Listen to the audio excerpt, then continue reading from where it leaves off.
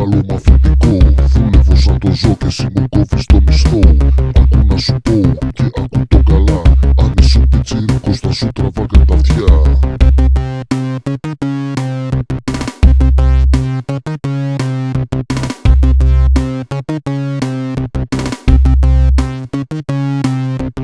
Ακού να σου πω καλό μαθητικό.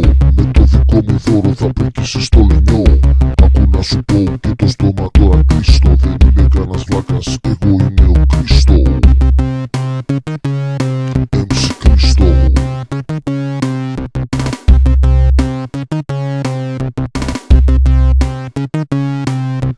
Εγώ τραβάω τα ζόρια και όλα τα εμπόδια, ενώ εσύ μου κάθεσαι και γράφεις τιμολόγια. Ακού να σου πω και ακού το καλά.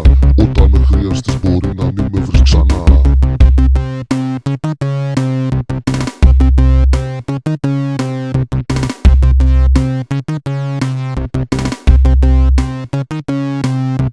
Από τα χαράματα αρχίζεις τη μουρμούρα και όλη μέρα είσαι πάντα ψόφιος για μανούρα. Για όλα αυτά που γίνονται εγώ ποτέ δεν έφταιγα. Εσύ ήσουν αυτός που δεν μου έβαζες τα έσαιμα.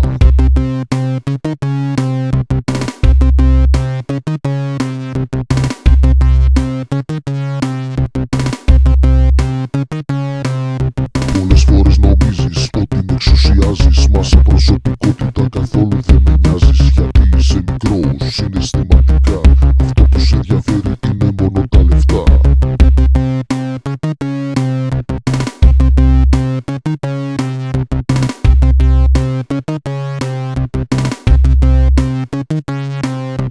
Ακού να σου πω, κοντεύουν τα γεράματα, να ξέρεις πως δεν έχουν τσέπες πάνω τους στα σαβανά. Ακού να σου πω και κάτι που ξεχνάς, τα μισά λεφτά σου σε εμένα τα χρωστάς στον εργάτη.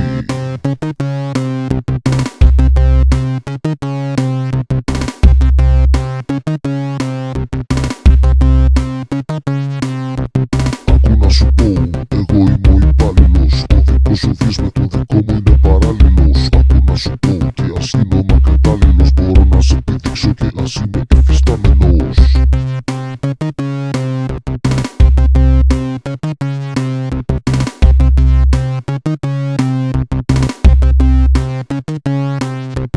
Ακού να σου πω και ακού να το μάθεις, δεν είμαι κανένας βλάκας, εγώ είμαι ο εργάτης.